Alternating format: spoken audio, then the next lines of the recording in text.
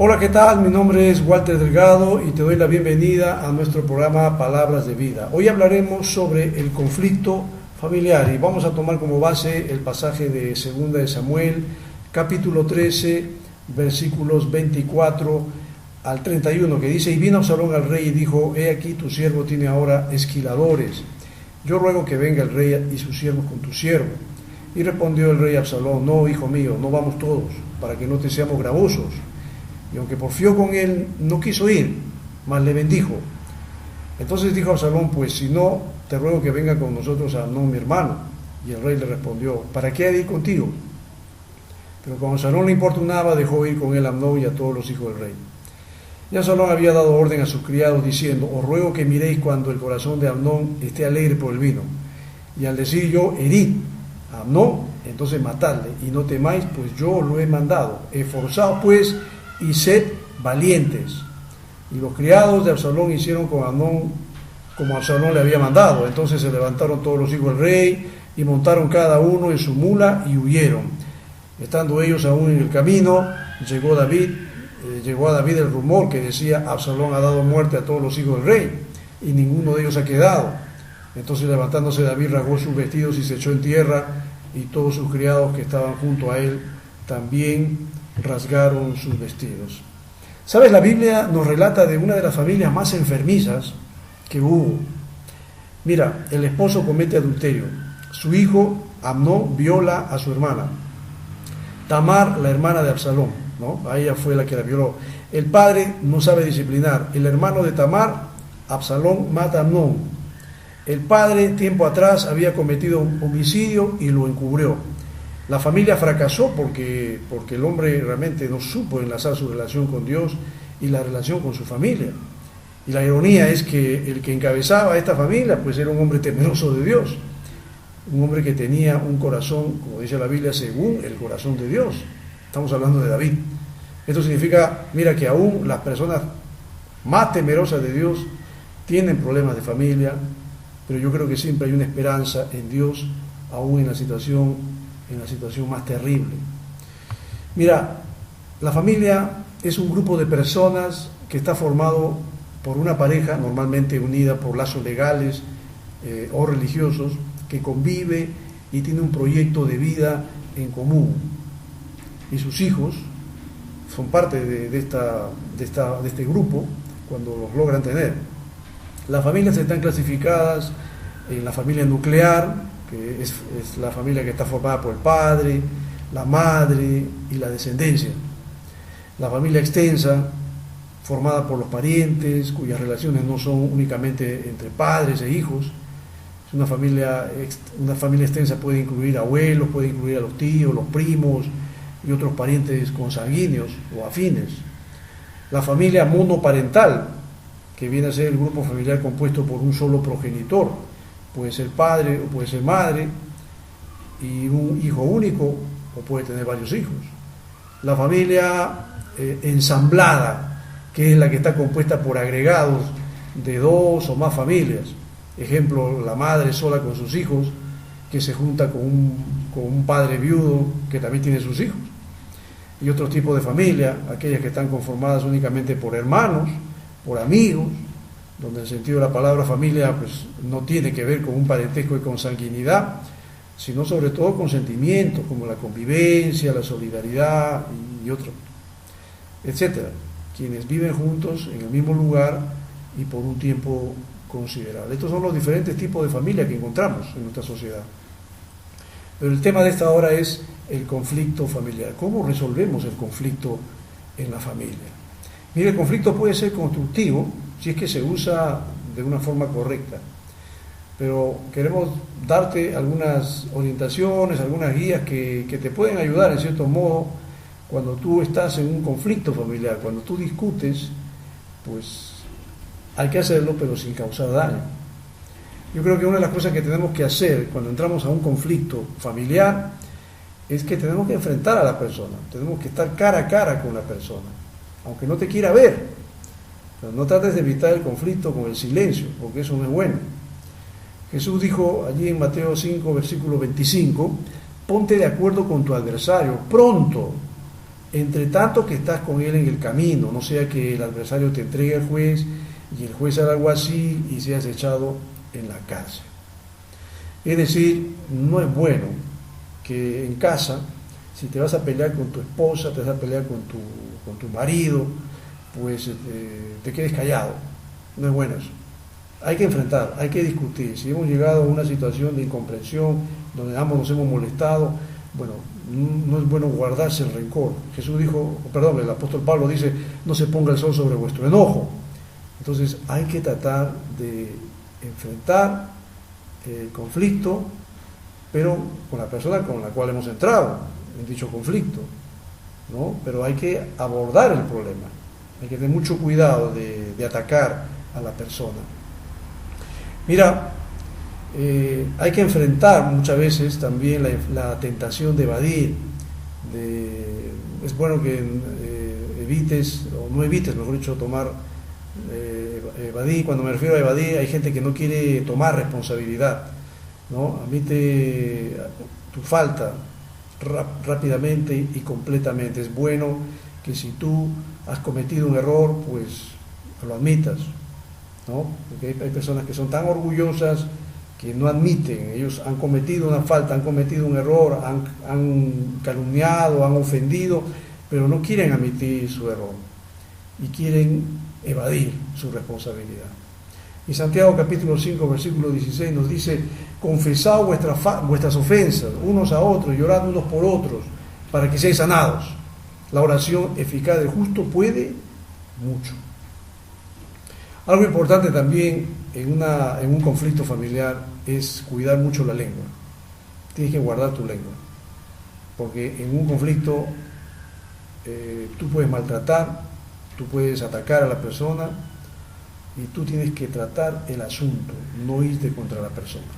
Proverbios 12:18 dice: hay hombres cuyas palabras son como golpes de espada, mas la lengua de los sabios es medicina. Entonces hay que ser muy cautos, muy sabios en una situación de conflicto, en saber guardar la lengua, saber refrenar lo que estamos diciendo, porque a veces tú te puedes sentir herido, ofendido, y tú también arremetes contra esa persona y ya le dices su vida, esa persona le ofende, le insulta, la agredes, y eso no te va a ayudar a ti en nada. Lo que estás haciendo simplemente es descargar tu ira contra este hombre o esta mujer que te ofendió, pero no estás resolviendo el problema, lo estás complicando más. También es importante tener en cuenta algo, que en un conflicto familiar no estés hurgando en el pasado. Ese pasado tienes que enterrarlo, no lo saques a la superficie. Dios nunca se acuerda de tu pasado, no se acuerda nunca, porque ya una vez que tú te entregaste a Cristo, la Biblia dice: las cosas viejas pasaron. Pero tú a veces, cuando te pones a pelear con tu esposa o tu marido, pues le estás echando en cara ese pasado vergonzoso que de hace años probablemente, y se lo estás trayendo nuevamente, se lo estás refregando en la cara para ofenderlo. Yo creo que tú tienes que olvidar ese pasado, tienes que perdonar. Dice el autor de Hebreos en el capítulo 8, versículo 12, y es acá donde el Señor dice: porque seré propicio a sus injusticias, y nunca más me acordaré de sus pecados y de sus iniquidades, dice el Señor. Imagínate que el Señor tenga que sacarte en cara todos los pecados que has cometido desde niño, todas las cosas vergonzosas que has hecho cuando eras joven, adolescente. Y no, yo creo que a ti no te gustaría que Dios también te lo eche en cara. Dios te perdonó y se olvidó. 2 Corintios 5:17, el texto que te cité hace un momento, dice: las cosas viejas pasaron, he aquí todo es hecho nuevo. O sea, nunca te va a sacar el pasado, porque Cristo ya murió por ti y el pasado también lo olvidó, y tú también tienes que olvidarlo. Es importante también que cuando nosotros peleamos, discutimos, no es bueno, como te dije hace un momento, atacar, ofender. Yo creo que tiene que haber un momento cuando tenemos que ceder y acercarnos a la persona, porque no queremos estar toda la vida peleados, ofendidos, discutiendo. Y es importante, ¿no? El poder acercarte, el poder abrazar a esta persona y pedirle perdón, porque mira, al hacerlo tú estás mostrando que estás de su lado, estás mostrando que tú amas a la persona a la cual has ofendido, que puede ser tu cónyuge, tu esposa, tu esposo, y que a pesar de las circunstancias, a pesar de las cosas que están surgiendo en ese momento, pues tú quieres hacer que las cosas salgan bien, tú quieres resolver el problema. Y esto es bueno, el cristiano nunca tiene que ser un tipo contencioso, no tiene que ser una persona que esté constantemente peleándose con todo el mundo y creándose enemigos. Eso no es del cristiano, ¿no? El cristiano es alguien que tiene que amar, tiene que perdonar, y si uno ha cometido una falta, pues tiene que admitirlo. En Lucas capítulo 15, versículo 20 dice: y levantándose vino a su padre, estamos hablando del hijo pródigo, y cuando aún estaba lejos, lo vio su padre, y fue movido a misericordia, y corrió y se echó sobre su cuello y le besó. Mira, el ofendido es el papá aquí, en la historia del hijo pródigo. El ofensor fue el hijo pródigo. Papá, dame la parte de los bienes que me corresponde y me voy de acá. Y se fue y empezó a vivir una vida bohemia, una vida libertina, gastando su plata en tonterías, y al final se quedó sin nada y se quedó pobre. Tuvo que arrimarse ahí a una persona que le dio el trabajo de cuidar chanchos. Y al final se pone a pensar y dice: en la casa de mi padre he tenido mayordomo, tenía gente a mi servicio, y yo acá estoy dándole de comer a estos chanchitos. No, me voy a regresar a mi casa y voy a pedir perdón y me voy a humillar. Y así fue. Pero antes de que este chico se humille, antes de que este chico le diga a su padre: perdóname, el papá, al ver a su hijo de lejos, dice aquí Lucas 15:20, su padre fue movido a misericordia, corrió hacia él, se echó sobre su cuello y le besó. ¿Te das cuenta? El ofendido es el papá, pero el ofendido va y al ver a su hijo, al ver al ofensor, lo abraza, su corazón fue movido a misericordia, lo besa, y con eso le demuestra su cariño, su amor. Creo que es importante que cuando estamos en conflicto no posterguemos la resolución para otro día. No, hay que resolver el problema en ese momento. Tú debes tratar, como hijo de Dios que eres, si que realmente amas a Dios y amas a tu prójimo, tú tienes que tratar de terminar la pelea. No dejes que el sol se ponga sobre tu enojo, ¿no? Como dice Efesios 4:26, airaos pero no pequéis. No se ponga, dice, el sol sobre vuestro enojo. Es importante tener en cuenta lo siguiente, que cuando tú estés en conflicto, tú tienes que resistir la tentación de culpar, ¿no? Tú toma responsabilidad por tus propias acciones. Génesis 3:11-13, acá vamos a ver que cuando el Señor después que Adán y Eva habían pecado y se habían escondido por la presencia de Dios que los estaba buscando, Dios le va a decir a Adán: ¿y quién te enseñó que estabas desnudo? Génesis 3:11-13, ¿y quién te enseñó que estabas desnudo? ¿Has comido del árbol de que yo te mandé no comieses? Y el hombre le respondió: la mujer que me diste por compañera me dio del árbol y yo comí. Entonces Jehová dijo a la mujer: ¿qué es lo que has hecho? Y dijo la mujer: la serpiente me engañó y comí. Y Dios fue hacia la serpiente, y la serpiente no puede echar la culpa a nadie. La serpiente no habla, primeramente. Tal vez la serpiente debe haber dicho: el diablo se metió en mí, pero bueno, ya no, pues la maldición le cayó a la serpiente, y después a la mujer, y luego al hombre. Pero ninguno de los tres, o por lo menos Adán y Eva, no admitieron su responsabilidad. No dijeron: sí, Señor, perdóname, es verdad, yo comí. No, le echó la culpa a Eva, a Adán, y Adán y Eva le echó la culpa a la serpiente. Hay que resistir la tentación de culpar, porque si tú culpas y le dices: tú eres el causante de mi desgracia, tú eres el causante de mis malestares, por ti soy infeliz, por ti nos va mal, mira, la otra persona no se va a quedar callada. O sea, yo soy responsable de las tragedias tuyas, y tú ¿qué haces? Tú eres la mansa paloma aquí, te va a responder. Y se va a agarrar allí a discusiones, peleas, insultos, y se van a ofender, y la cosa no termina bien. Déjame decirte que cuando ninguno de los dos da su brazo a torcer, el problema no termina fácilmente. Resiste la tentación de culpar, pero resiste también a la tentación de alzar la voz, de gritar, porque cuando tú gritas, la otra persona pues, no va a estar de tu lado, ¿no? ¿Quién va a querer dialogar con un gritón?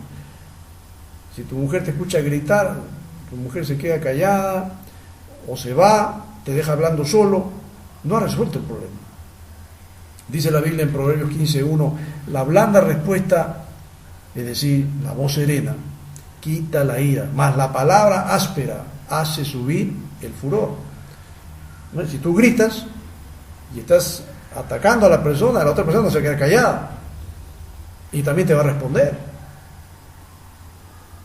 Entonces, nunca es bueno alzar la voz, hay que tratar de discutir, pero de la forma más tranquila posible, sin llegar a hacer ningún tipo de aspaviento, ni gritos, ni amenazas, ni cosas de ese tipo. Y también debes evitar, no solo culpar, no solamente alzar la voz, debes evitar ser egoísta. Más bien ser generoso, aunque la otra persona no lo sea. La gente de madurez espiritual no es egoísta, no piensa en sí misma, sino en nosotros. Como dice el apóstol Pablo ahí en Filipenses 2:3, nada hagáis por contienda o por vanagloria, antes bien con humildad, estimando cada uno a los demás como superiores a él mismo.